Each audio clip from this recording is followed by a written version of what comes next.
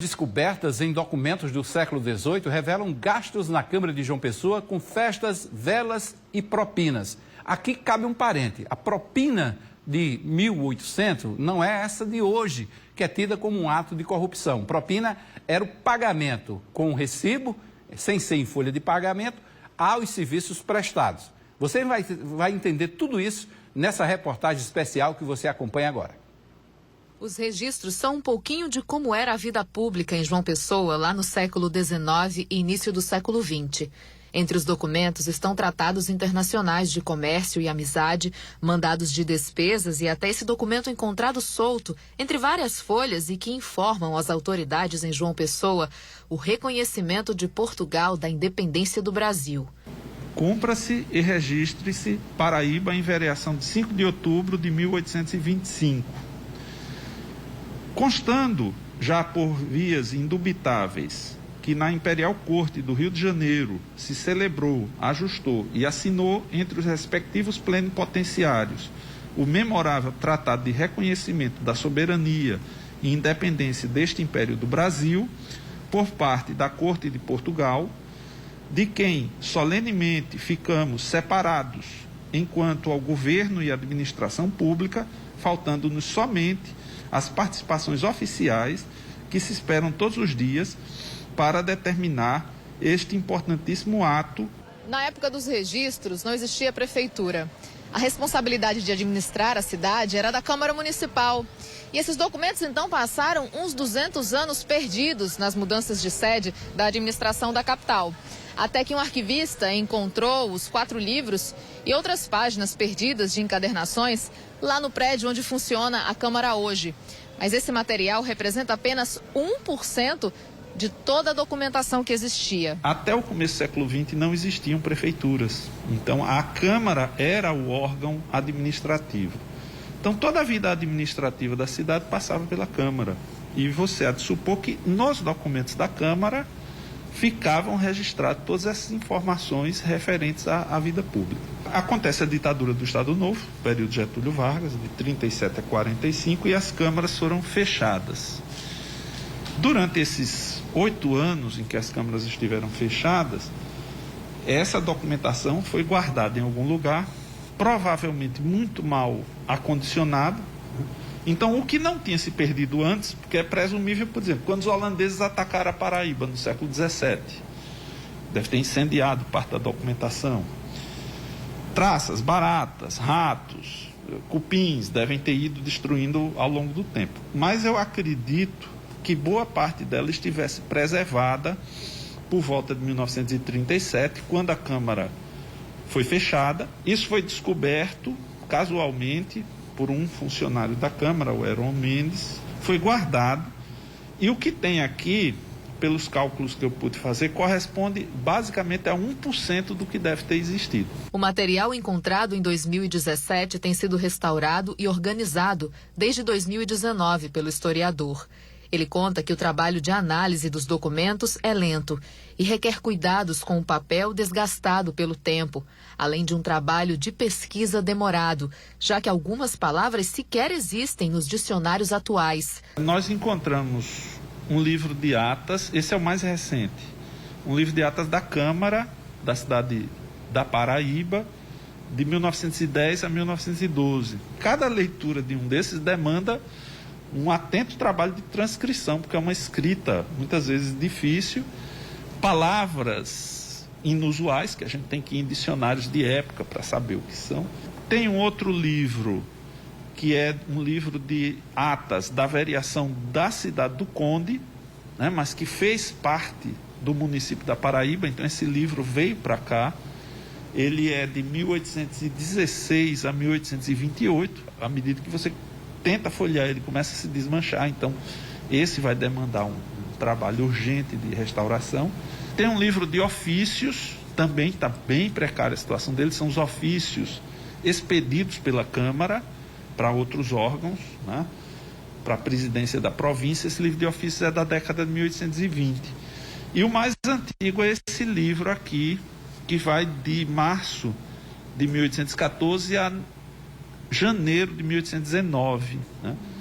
que é o livro de mandados de despesas da Câmara. Então você acha despesa, por exemplo, no ano de 1814 ou 15, agora me falha a memória, do conserto da ponte de Tambaú. Então tinha estrada de terra que ligava a cidade ao povoado de Tambaú, então era um povoado de pescadores, e em algum lugar tinha uma pontezinha de madeira, aparece lá o pagamento da despesa. Da ponte de Gramame, essa é uma coisa muito importante, porque é a ponte de Gramame que ligava a Pernambuco. Então essa ponte vivia dando problemas. Achamos vários documentos alertando que a ponte estava para cair, que precisava ir lá. O mestre Carpina, por exemplo, aparece uma despesa aqui do conserto da fonte do Tambiá, a famosa bica, né? Que era uma das principais fontes de abastecimento de água da população. Despesas de pagamento de pessoal. Então, os funcionários da Câmara assinando lá os recebimentos dos seus ordenados e propinas, né? Diga-se de passagem, propina eram gratificações, não era necessariamente como a gente associa hoje a palavra propina à corrupção. Então, o ourives que recebe pela confecção de uma campainha de prata para as sessões da Câmara, um mestre sapateiro que recebe pelo revestimento de couro das cadeiras e da mesa da Câmara, o fiel da balança que fazia o peso, ele fazia o peso no cais do Varadouro, né, no porto. Então vinham as caixas de açúcar e esse fiel da balança era um funcionário que fazia o peso para fazer a arrecadação dos impostos do açúcar. Esse livro de despesas é a parte mais recente do material que tem sido analisado.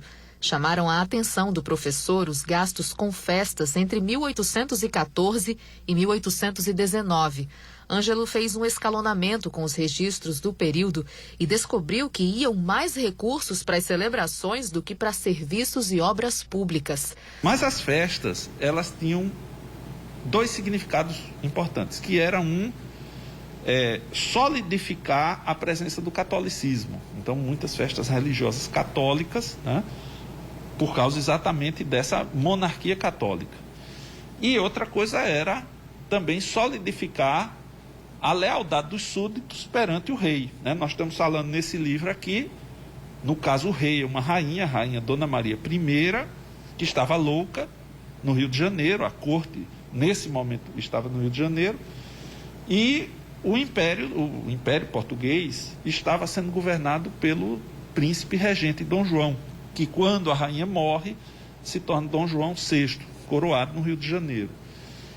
Então nós vamos achando, por exemplo, a festa que mais, digamos assim, era mais prestigiada era o Corpus Christi. Então os gastos da festa do Corpus Christi são bem elevados.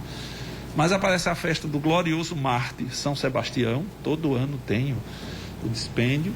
Um dos anos a gente achou a festa Nossa Senhora das Neves, na padroeira, né, do 5 de agosto. Tem umas comemorações muito curiosas, que não é propriamente uma festa, mas é uma cerimônia de luto pela morte da rainha Dona Maria I.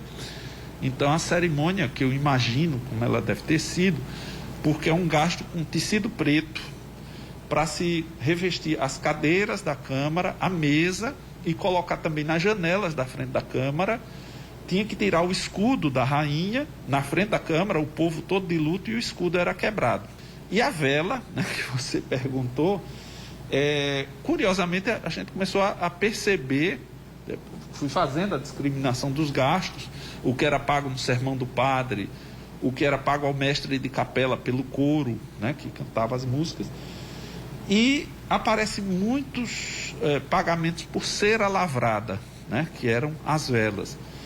E a gente descobriu que era muito cara a produção de velas, a cidade não tinha iluminação pública noturna, então, quando havia essas festas, a Câmara fazia um grande dispêndio em cera lavrada, exatamente para fazer iluminação nas festas que entravam pela noite. Ainda não se sabe para onde vai o material original que tem sido restaurado pelo Departamento de Arquivologia da Universidade Federal.